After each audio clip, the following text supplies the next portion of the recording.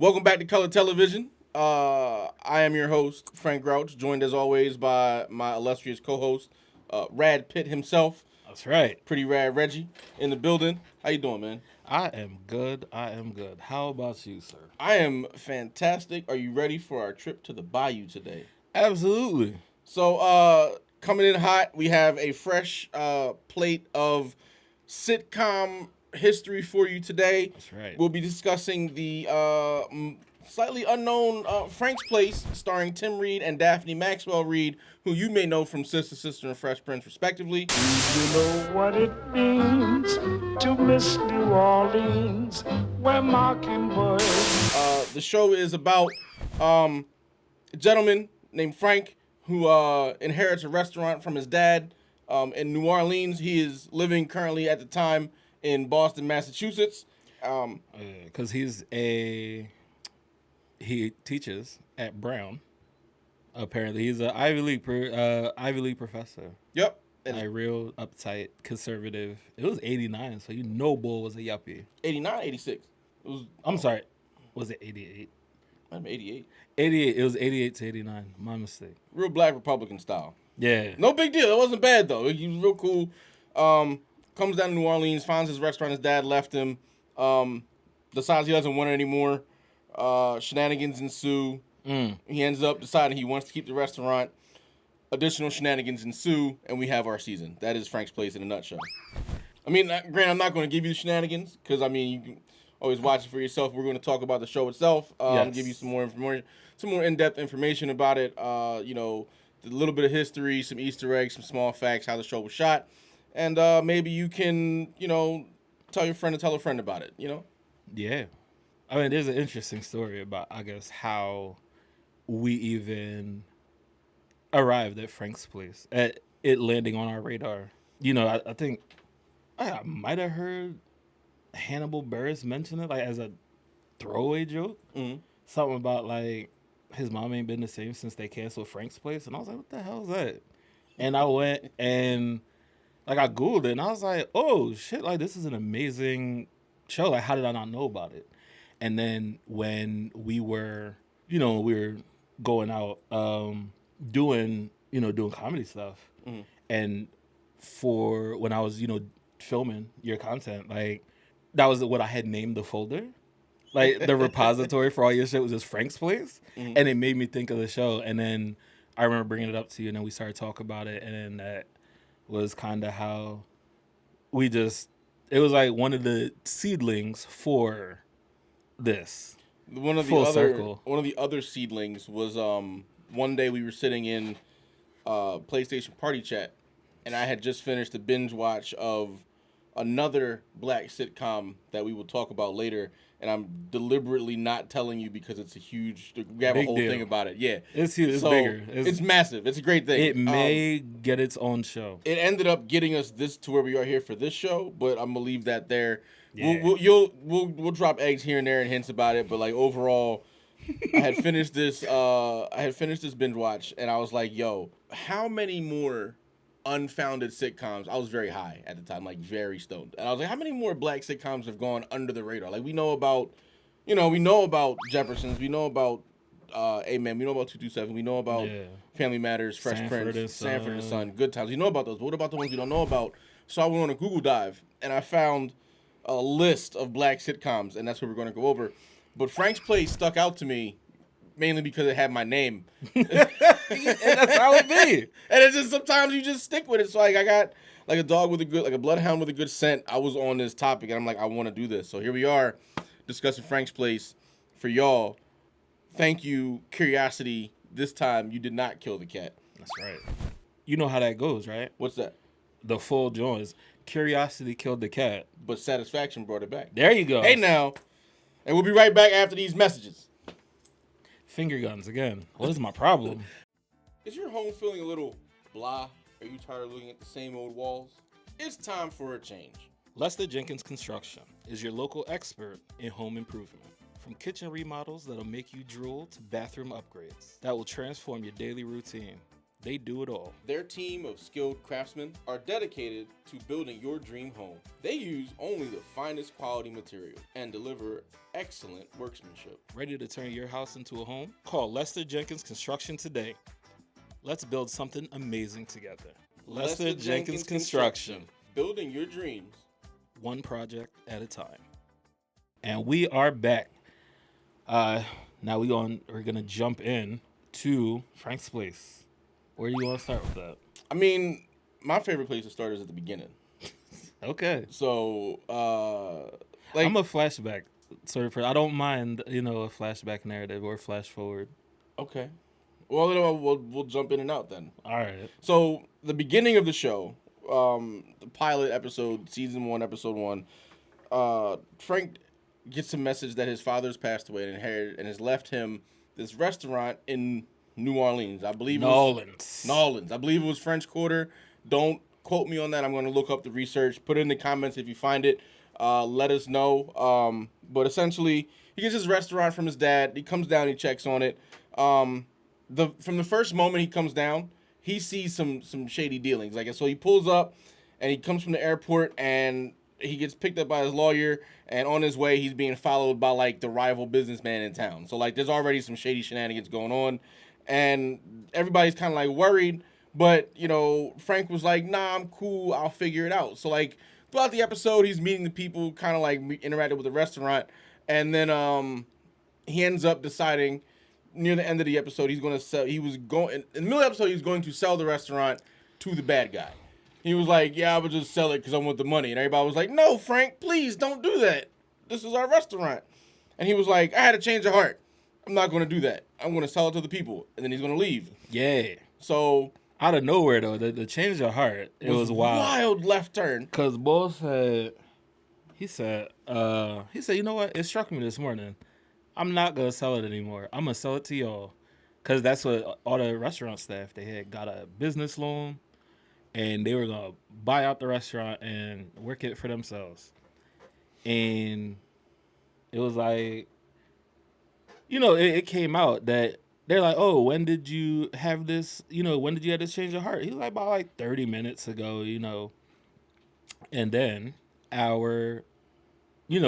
is she your favorite character too, or is it just me? Who's that? Miss Marie. Miss Marie sold it. Miss Marie, old Creole lady. She's like the head waitress, but she only works. She's very much a grandmother. Yeah. In the sense of Miss Marie, if you've been to a Southern establishment, there's that one older generational lady who kind of runs the place but isn't the owner. That's Miss Marie. She's everybody's matriarchal figure. They go to her when they need stuff, but they don't really question her authority, even though she might not run the place. But she also won't serve you unless you've been coming there for 20 years. If you just started coming, no. You have to earn Miss Marie's service. Yeah. Which is an interesting thing because I don't know if she's going to be around for me to come there for 20 years because Miss Marie... Well, she's old now, so it's pretty much if you weren't there 20 years ago, Yeah, it's a wrap. She's not serving you. Yeah. Yeah. Because she's not lasting another 20. She might. You're right. Because she dabble in the arts or she know people. She definitely knows people. We know she knows people because in this same episode, when Frank says, I had this change of heart 20, 30 minutes ago, Miss Marie walks in 5 minutes after and was like, "Oh, I talked to the local shaman." Yeah, local root lady. Yeah, decided to put a root on him and be like, change your mind. And, they just kind of, acknowledge that it is a thing and then just kind of move on. And what I liked about the show was, at first I thought it was gonna be he's this uptight, conservative yuppie bull, don't believe in superstition, doesn't believe in the stuff of the culture. But they showed you he was actually a sort of superstitious person. He had spilled salt at dinner and he threw it over his left shoulder, but there was no lead up to it. There was no there was nothing to establish that. It was just if you know what that signifies, it's he's a superstitious person. Mm-hmm. And then, you know how they say, they be roots don't work if you don't believe. Right. And man said, he was yeah, I hear you, but you put this root, but I'm gonna be all right. I'm going back to Boston. Went to Boston, and if it wasn't for bad luck, this man would have had no luck at all. Not a single one. Like, So in the first episode, he meets his particular love interest, local mortician. Hold on, I have her name here. Hold on, I'm sorry. Wait, did I have her name written down? One of these notes. Got a lot of notes. I don't have her name written down because I'm bad at that, and that's okay. But the mortician is played by his wife in real life, Daphne Maxwell Reed. He meets her, goes on a little date. They so the show does do comedy and it does it well because their first date, they go. He picks her up at the funeral parlor, and oh my god, that scene was hilarious, bro. the dead guy makes noise and he freaks out. Like I'm underselling it essentially because I'd rather you go watch it for yourself. You gotta go watch it. Yeah, but essentially meets her for the restaurant. They go on a little datey date, and he's like kind of smitten. You can kind of see it, and Bo was smitten the first time he seen her when she first walked in the restaurant. finest mortician this side of the Mississippi. You know she can raise the dead. Hey now, Hey, hey, hey.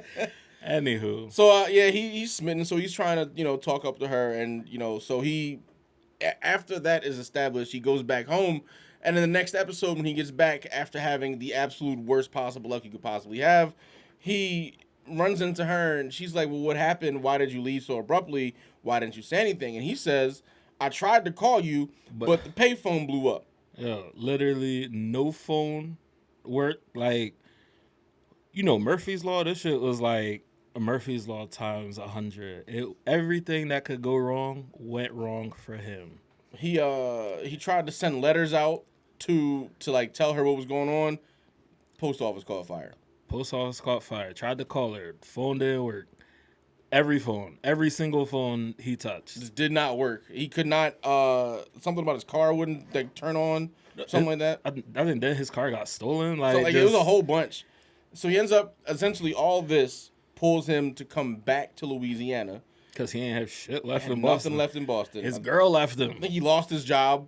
He lost his job, lost his girl. Like it was all bad. His toilet messed up. Like like his apartment flooded. Everything. Like it was all like a meteor hit his cat. It was all bad. The meteor didn't happen.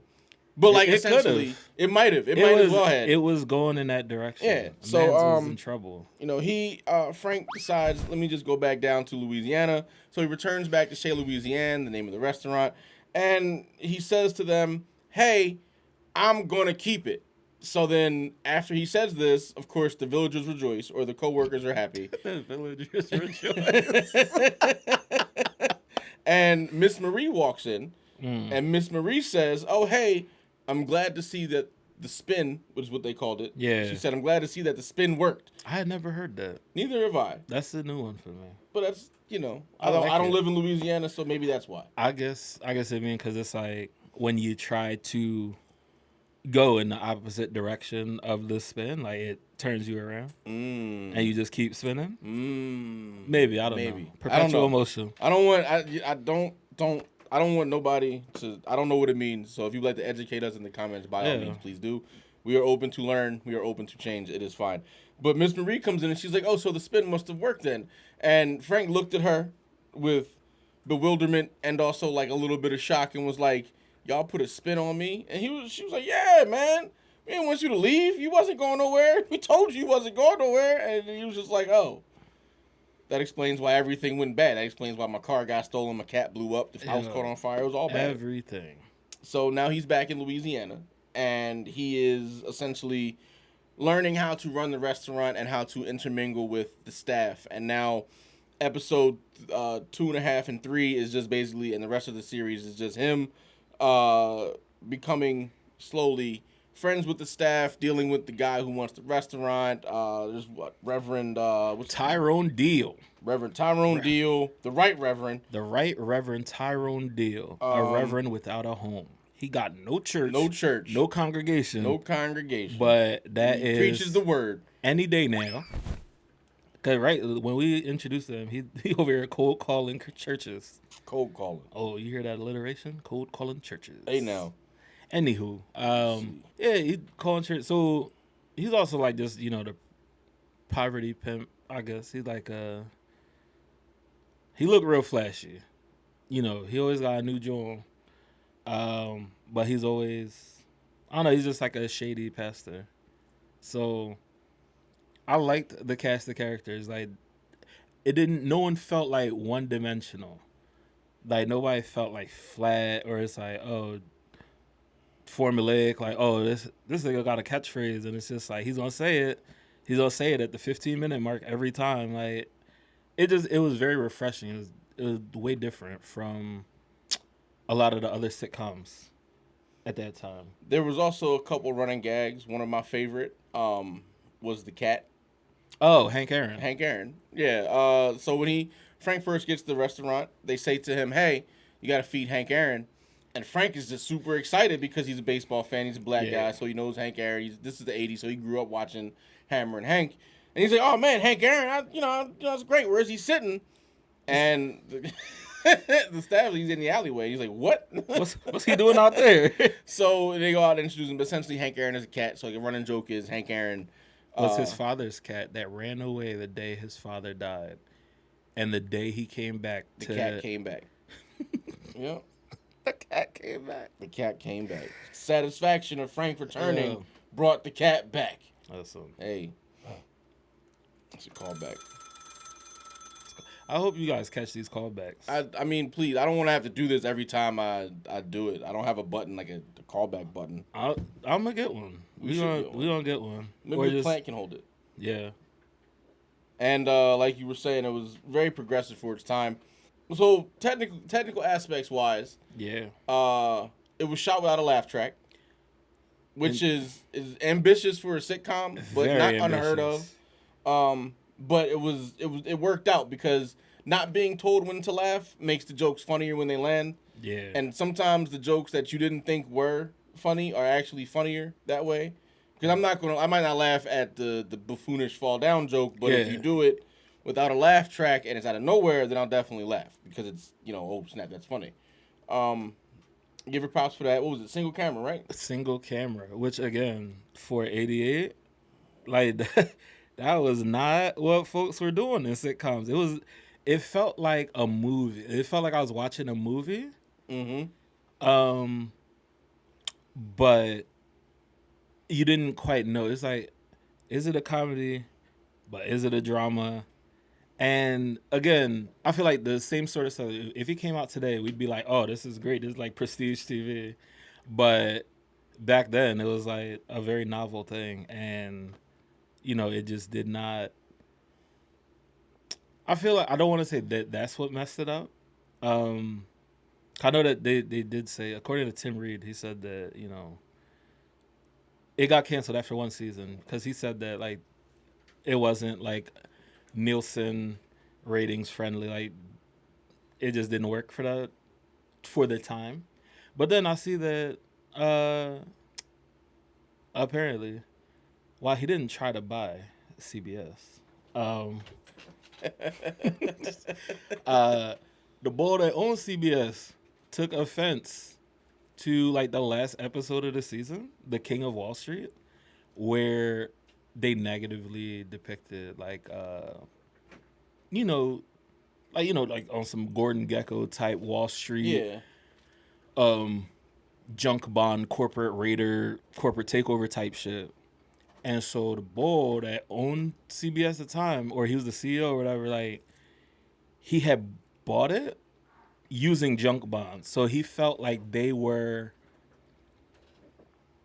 He didn't like the mirror reflection. He was insulted by. Yeah, he didn't like what he saw, and so he said, shut this shit down," and that is the reason. Now, granted, we will say a lot of members on the board were saying this was a bad idea. So it wasn't like everybody was in agreement. He was like, shut it down, and they were like, whoa, whoa, whoa, whoa, whoa, whoa, whoa, because the show had started out very strong. It had solid ratings and it was well received.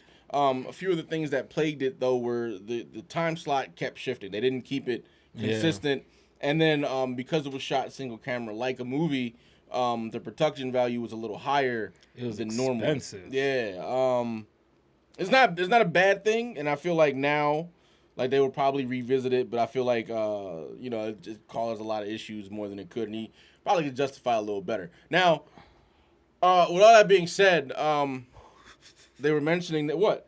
I just felt like you got so loud. Oh, I'm sorry. Like, why are you yelling? My bad. I apologize. I thought it was an incoming rant. I said, No, damn, no, what I set got that off? No rant. Not this time. No rant. We're good. It's fine. We're safe. We're safe right now. Okay. So Titch, the CEO at the time, Yeah. he wanted the show canceled because he felt like it was making fun of him for being a junk stock investor, and he didn't like that. So he was soft, fragile. big soft. Didn't like his reflection showing back at him. So he was like, cancel the show. But like a lot of board members, including Walter Cronkite at the time, were like, no, this is not a good idea. But he axed it anyway. In 2013, tremendous TV Guide TV Guide, friend of the show, had said that it ranked it number 3 on shows that were canceled too soon. Yep. So it was like I said, it was ambitious for its time. Single camera format was different. No laugh track. Rolling Stone named it in the top 100 of all-time television shows, of top sitcoms. So that's a flex to have one season and be in the top 100. 22 episodes, and you're in the top 100. Yeah. And it was, progressive for its time. We had a black star, black producer, Tim Reed was coming off, big success with WKRP in Cincinnati. Mm-hmm. And so they gave him his own vehicle, and that was dope. Because it's still a big deal when a black actor gets their own vehicle these days. Mm-hmm. So to see that happening for somebody in '88. And it's not the cast was predominantly black to the point where there was one white character in the show consistently, and like an additional one that would come in like a guest spot. But it was like, of the main, I want to say 7 characters, 6 of them were African American, and it was a very good cast. They fit well together for the most part. It was a fun show. You know what I really appreciated about it was that it wasn't like super. I mean, all of the actors, we didn't know them. Like, we didn't know like if they were like A-list or whatever. Right. But they fucking delivered. They ate that shit up. Like, so it was just, these side supporting characters, like, they were, I don't know, like, I love them. I love everything about it. And I think, almost 40 years later, this show is due for a reboot, because, that's what Hollywood doing now anyway. So you might as well reboot it. I wouldn't mind, I want to say maybe like a gritty reboot, like Bel Air. A gritty reboot? Everything doesn't need a gritty reboot. What I'm saying is, how Bel Air... Because at first I was like, well, The Fresh Prince doesn't need a reboot, and then Bel Air came, and I was like, well, the argument was it didn't need a gritty reboot. That was the main. Like, I wasn't against Bel Air happening, because a coming of age story doesn't hurt. It's fine. It's a good story, but like I was like kind of opposed to the gritty dramatic reboot, but only to play up the worked. Supernatural elements of it for me. Yeah, because it's it's New Orleans, it's the haunted city. There's all this, spooky shit in the background. I like the way you think. Well, thank you. Matter of fact, we'll take a quick commercial break, and we're going to come back and discuss the concept of a reboot for Frank's Place.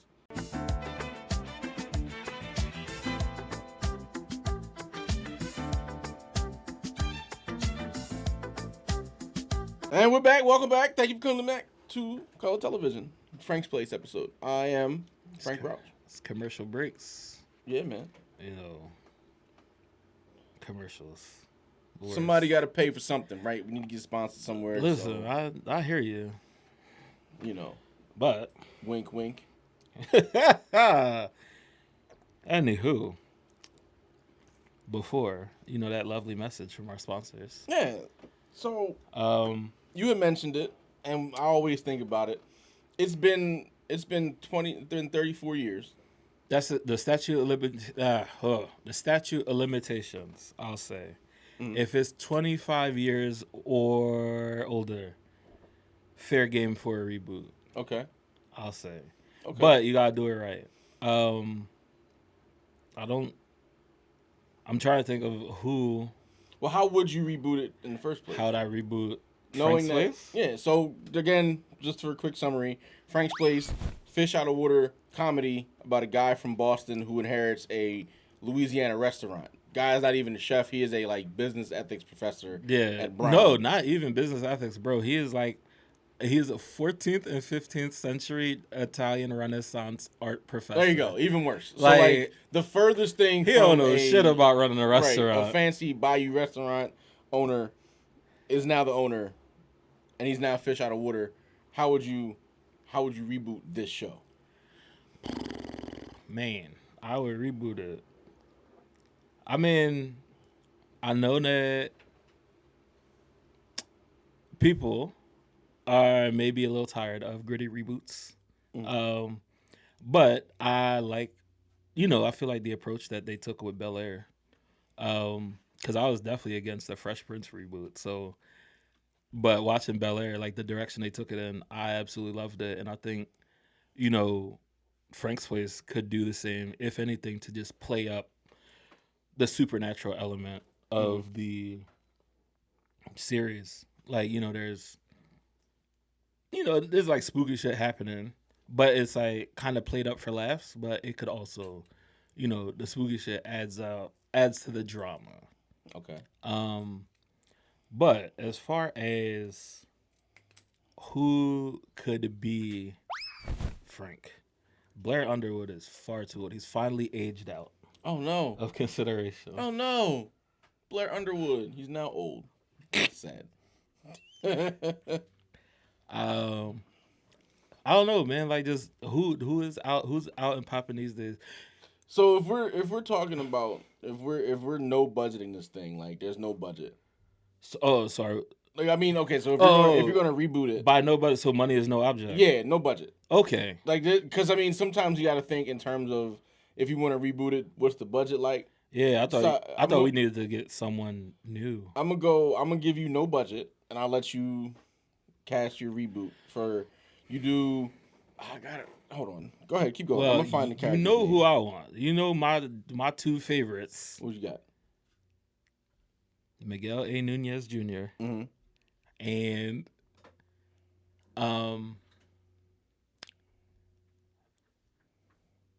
oh shit! How did I just blank on his name? It was just I'm sorry, Bumper Robinson. I'm so sorry, Bumper. Bumper Robinson to reboot Frank's Place? Maybe. I said I'm gonna toss some shit out, see what's Okay. out there. We can discuss the merits. We can cross people off. I don't know. Who Okay. do you suggest? I was just asking you. I was saying. Like, I have no idea. Like, I didn't So really keep in give mind. it I figure that much thought. we'll do this. We'll do the cast like this. You need to cast Frank Parrish. Yes. So you would cast who is Frank Parrish? Right now, I would say Miguel A. Nunez Jr. Okay. You need to cast Hannah Griffin, who was Daphne Maxwell Reed, the mortician. Robin Thede. Robin Thede. Yeah. Okay. You'll need Anna Mae, the lead cook, the sassy one. She might. I don't know. She might feel like she's being typecast, but Shorty from The Bear. Ayo Edebir. Yeah. Okay. Or she might not want to do another cooking show. I don't know. Or That's- another that's fair. restaurant show. But I like what you're thinking with that. Yeah. Bubba Weisberg. Bubba Weisberger. Let's Yeah. see.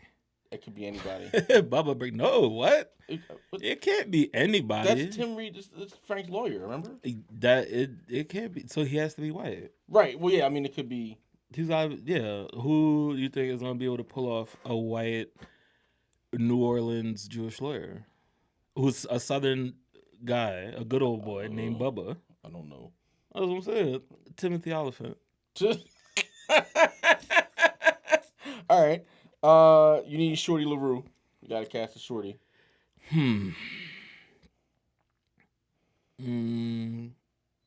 Not sure. Okay. I'll give you two more castings you need to fill in. Reverend Deal. Ooh. Ernie Hudson. Okay. Miss Marie. Miss Marie.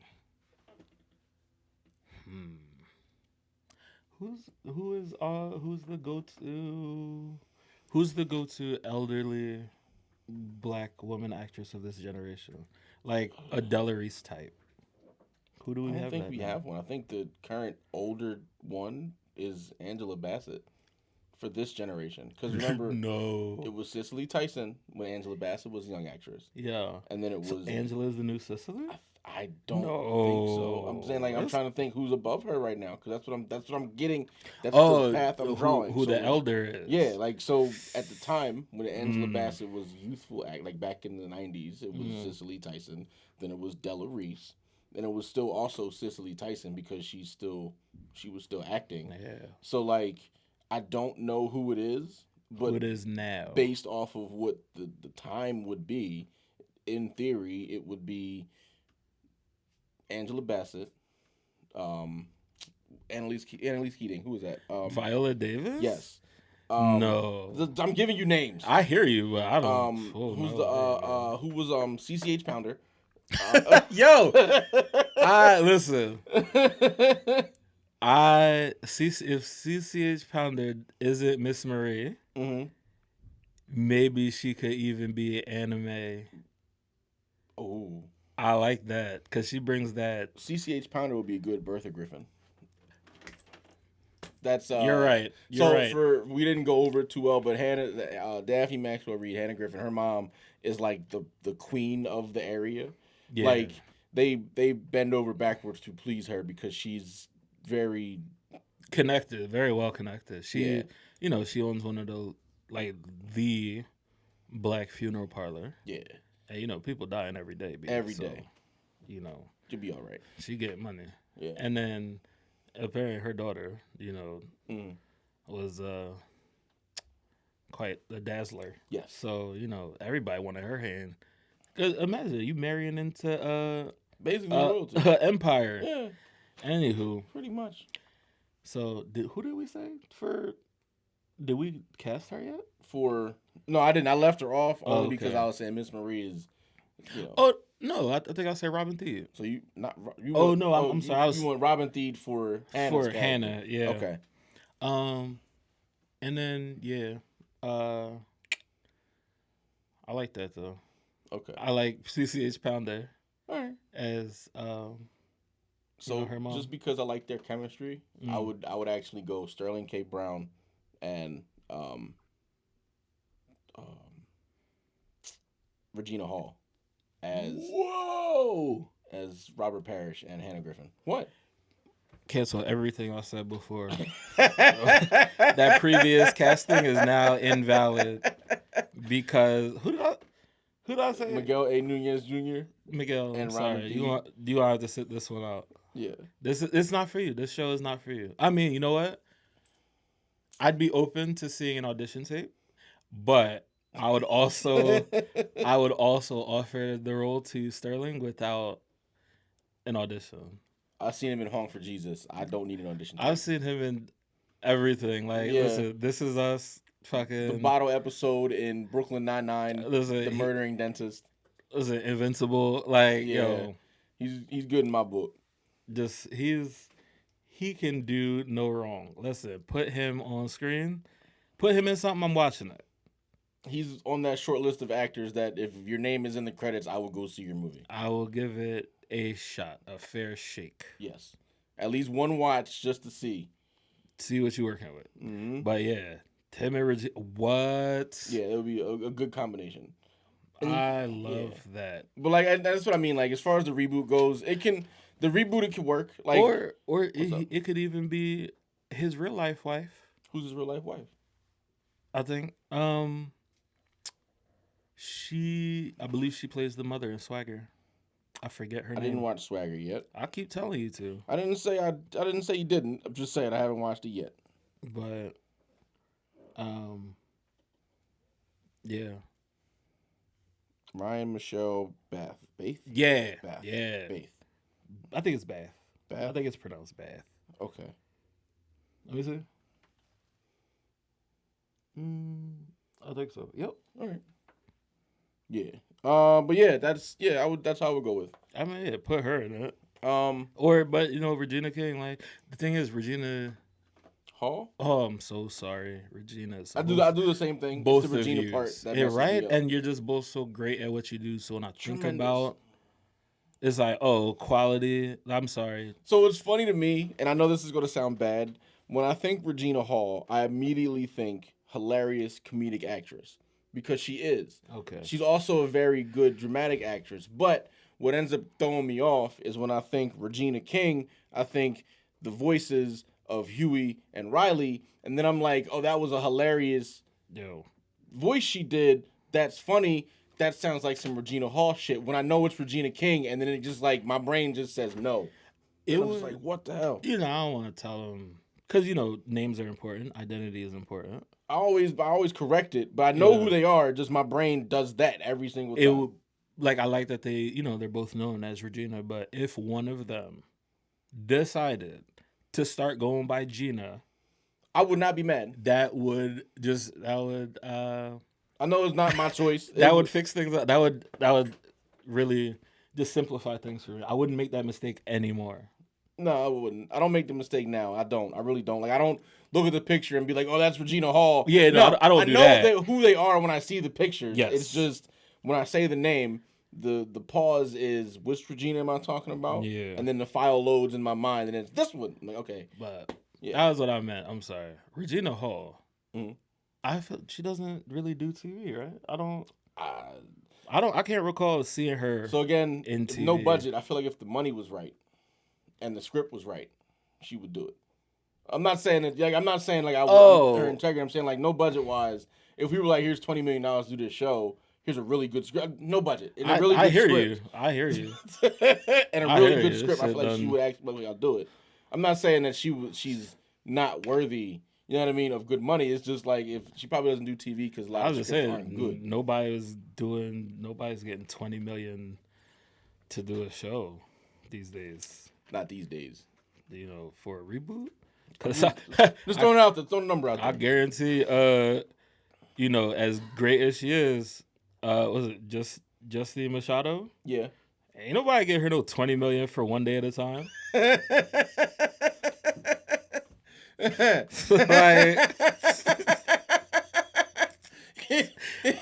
that's all I'm saying. You're probably Like, right. I'm just, I'm just, you threw a wild number out there. I'm just throwing it out there, man. You said she doesn't do TV like that, so I'm just to goad her into coming to the TV production. You know what? I guess Taraji wasn't doing TV like that, and then she did Empire, and why not? Yeah, I mean, it's not above the impossibility. Yeah, I think Regina will be fine. Yeah, perfect casting. I like that. I do like that. Yeah, it's a good casting. But let us. Well, we need to talk about the reason for a reboot. If anything, it may help garner interest in, at least getting the original version of the show back available for consumption. At least somewhere streaming. It's hard to find, and I want to give a shout out to hold on, I read my notes here. I want to give a shout out to Rufus Firefly. Rufus Firefly. He was the YouTube page that we found. Yeah, and I hope this doesn't hurt him. Well, worst case, we draw a lot of attention to him, and for that we're sorry. Yeah. But we just want to let you know. Well, I'm sorry, I didn't mean to assume. To Rufus Firefly, we want to thank you. We appreciate your work, doing the Lord's work, and getting put in, so the show can be seen by more eyes, by somebody somewhere, because it needs its recognition. Like he has the entire. Rufus has the entire season, the entire series. Yes, on YouTube. Commercial free, captions work, but boy, I'll tell you that 360p. I don't blame Rufus for that. You gotta work what you got. Yeah. But listen, that shit is hard on the eyes. I will say, Rufus, if you're out there, if you catch this, if you see this, reach out. You are a friend of the show. and we'll give you a little bit of a shout out or something. Another a little might bit of get love, you some merch. Yeah, get A little merch pack. A colored television hoodie, color television button, pin maybe, some stickers. One of these. Yeah, I mean, whatever you're gonna do. Just listen. We appreciate what you it. do Thank you. because we, like, it's hard to find some of this stuff. Like, truly, it is. Because apparently one of the things that's holding up the series from going to DVD is that their music licensing issues, and they're like, oh, it's too expensive. And so, according to Tim Reed, he said, like, I think they may have to re-record music, period appropriate music or whatever. Or, I don't know, long story, if that happens, it needs to be done. Well, that would be one of the hurdles that they need to get. Yes. In order to really get like bigger broadcasting. Which is wild because it's on CBS. It was on CBS, which is wild that Paramount Plus is not streaming it, but okay. Yeah. Shout out Rufus Firefly for curating this, making it available, for amateur TV historians like ourselves. Right. It's wild. It's wild that this isn't streaming somewhere like on Paramount, because it was a CBS show at one point. It was a CBS show, and then it aired. There were reruns. Mm-hmm. It reran on BET in the 90s. 1990. Yeah, for whatever reason they don't have it, which is weird. And even Tim Reed himself was saying, I think you might have mentioned this. I think you may have brought this up, but Tim Reed was saying that the DVD rights are hard to get because they're having issues with the music and everything like that music too. Licensing, so definitely appreciate what Rufus did to upload this, and we found it, and big thanks. And again, you are a friend of the show. Reach out, get yourself a merch pack. We got you. Just to close it out and kind of like wrap this up in a nice little bow, I want to drop some fun Easter eggs and things that we found. Also looking at this, like what's connected to what throughout the show. 6 Degrees of Tim Reed. Not yet. No, but keep that in mind. We're going to give you 6 Degrees of Tim Reed, and I can connect into Will Smith right now. Tim Reed in this show, his fiance or his love interest in the show, Hannah, her mother was the mother of Uncle Phil in the Fresh Prince of Bel-Air situational comedy television program that ran on NBC in the early 90s. So there's a little neat thing that Daphne Maxwell Reed, who became second Aunt Viv, had already had previous experience working with the granny who was on Fresh Prince, even though, funny enough, they never actually interacted with each other in the series. So, like, you had the Grandma Banks episodes with Zeke in the early episodes, in the early 2 seasons of the show, and then we never saw Grandma again. But then we changed Aunt Viv's, and we had Daphne Maxwell Reed, so it was a neat little thing there. Also, Dabness from the Cosby Show was also in Frank's Place at one point. And I believe you found out, what was it? Roy Campanella. Roy Campanella the second. Mm-hmm. Okay, Roy Campanella the second implies that there's a first. Yes. And so Roy Campanella directed an episode of Frank's Place, and then come to find out his father played in the Negro Leagues and the Mexico League. Oh, wow. Apparently, Roy Campanella Sr. Okay. And then, well, no, it's senior now. Oh, okay. Right? It would be, I thought if you're the second, there's a first. I don't know. That's a weird thing. I'm first in my name, so. Taker of photos. I